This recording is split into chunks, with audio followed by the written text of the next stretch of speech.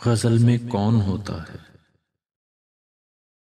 میری تحریر کو نہ تم فقط ذوق سخن سمجھو کہ یہ تو دل کی باتیں ہیں جو لب پر آ نہیں سکتی، کہ یہ وہ راز ہیں جن کو میں دنیا سے چھپاتا ہوں، مگر جب آتش یاد گزشتہ دل میں جلتی ہے، کبھی جب خود کو اپنے آپ سے غافل میں پاتا ہوں، تو یہ وہ راز ہیں جن کو شناسا استعاروں میں نئے الفاظ کی صورت لکیروں پر سجاتا ہوں۔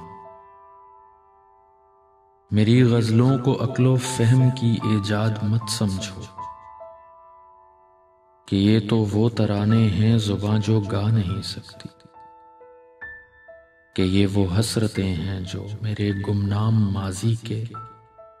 کئی بے نام لمحوں کو، کئی بے نام گوشوں کو تخیل میں سجا کے دل کا سب احوال کہتی ہیں۔ یہ ہیں وہ کونپلیں جو مسکراتی ہیں نہ کھلتی ہیں،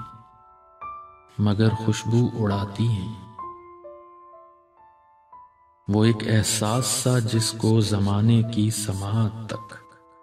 زباں پہنچا نہیں سکتی،